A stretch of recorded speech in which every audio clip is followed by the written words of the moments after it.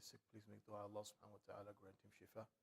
أذهب البأس رب الناس واشفي أنت الشافي لا شفاء إلا شفاؤك شفاء لا يغادر سقما نسأل الله العظيم رب العرش العظيم يشفيه نسأل الله العظيم رب العرش العظيم يشفيه نسأل الله العظيم رب العرش العظيم يشفيه آمين يا رب العالمين.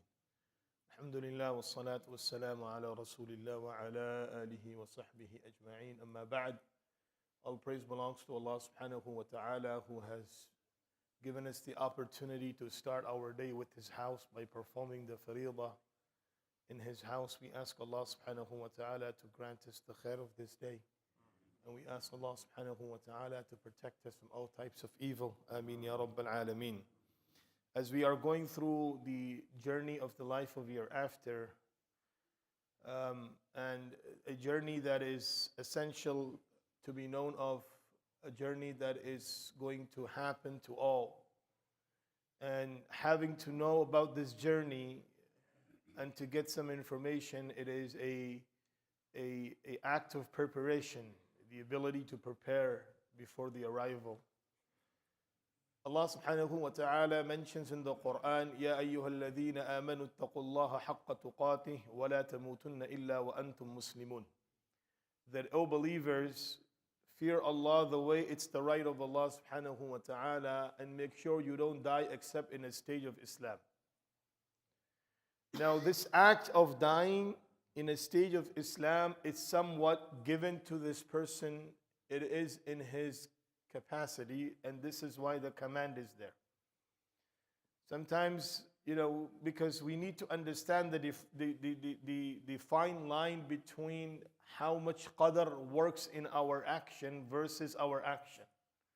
Sometimes we do something wrong and we blame it on that it meant to happen. A believer and every individual, they are responsible of their action. And this action will be the means of a person's salvation or his lost on the day of judgment. So Allah is commanding to all believers that make sure you don't die except in a stage of Islam. وَلَا تَمُوتُنَّ إِلَّا وَأَنْتُمْ مُسْلِمُونَ. Now, of course, if a person lives a life that is obedience to Allah subhanahu wa ta'ala, that is already a preparation of this individual to die in a stage of Islam, as we learn from the teachings of the Prophet sallallahu alaihi wasallam and the Sahaba Ridwanullahi alayhim ajma'in, kama tuhyaun tamutun wa kama tamutun tuhsharun.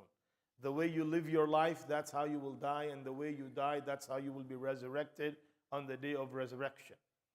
Of course, there is that element of evil and bad that is found inside this human being that provokes him. And this is why, as the life starts to expand and a person is getting towards the end of this life, there are going to be avenues in which shaitan is going to attack to make sure that this person deviates from his path. One of the things that a person also needs to worry about is which piece of land he desired to die upon. Of course, no one knows which piece of land they're going to die. As Allah subhanahu wa ta'ala mentions in the Quran, that no soul knows where they're going to die. وَمَا تَدْرِي نَفْسٌ مَاذَا تَكْسِبُ غَدًا وَمَا تَدْرِي نَفْسٌ بِأَيِّ أَرْضٍ تَمُوتُ. But there is that desire and there is that action. When a person is doing good action, Allah connects him to a land which is wholesome and pure and clean, and Allah makes him die in those areas where it becomes a source of salvation for him. Like a person dying in Haramain. The Prophet sallallahu alaihi wasallam said, "Man mata ala ahad al-haramain kuntu lahu shafi'an yawm al-qiyamah." Akhraj ashab al-sunan. The Prophet sallallahu alaihi wasallam said, those who die in one of the haram, meaning Mecca or Medina, I will become their intercessor on the day of judgment. In one narration, he says they are going to go into Jannah. So of course, this is something that you cannot decide for yourself, that which piece of land you're going to die. But there are two things which can decide that for you. Number one, it's your action. A good action connects a person to a good land, to good area. As we learn from the hadith of Nabi sallallahu alaihi wasallam, the famous narration which Imam Bukhari and Imam Muslim has mentioned in their Sahihain about this man who killed 99 individuals. And then he decided to change himself. The person who guided him was a wrong individual or gave him wrong information. So he happened to kill him also, so made it 100. And then after that, when he got the right information, he decided to change his life. So one of the conditions was to leave the land where the sin was committed. And then he started to go to the land where he's going to do good deeds, and his death came in the middle. Allah subhanahu wa ta'ala sent the angels of rahmah as well as the angel of adhab, and they start having this argument about the soul of this individual, that where is he going? And to have mercy on this individual, Allah made him closer to the land where he was going to do good action. As the hadith described, that from one area the land shrink, and from the other area the land expand, or his body moved away from the land that he was closer to where the sin was committed versus the area where he's going to perform good deeds. So when a person, he is genuinely good and he wants to be good and he wants to do good action and he wants to die in a good death, pleasing Allah subhanahu wa ta'ala, then Allah facilitates him changing the system.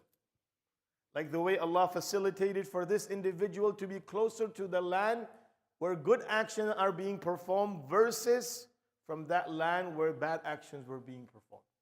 So the first thing that can be a part of a person's place of resting, a good place of resting, is his action. When a person is living on good action, Allah facilitates for him to die in a peaceful land, in a good land. Because remember one thing, as we mentioned in the previous session, that every individual gets a sprinkle of the land of the grave that he's going to be buried in. So you bring the sand of your grave with you when you come into this world. Now when you're leaving from this world, if that happens to be a good abode for you, then Allah Azza wa Jal facilitates. So that's number one.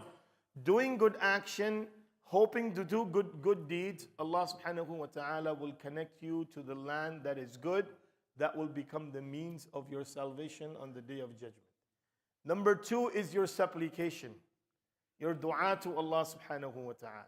And this is something that we find from the teachings of Sahaba Ridwanullahi alayhim ajma'een, that they were very much particular and worried about which piece of land they're going to die upon, where they're going to die.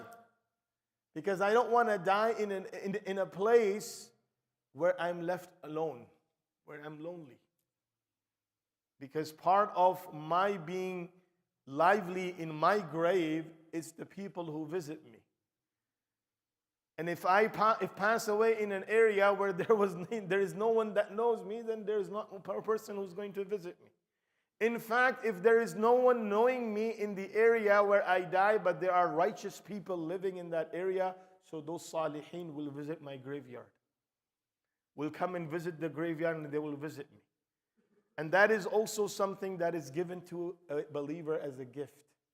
The people who attend your janazah and the people who visit you after you die.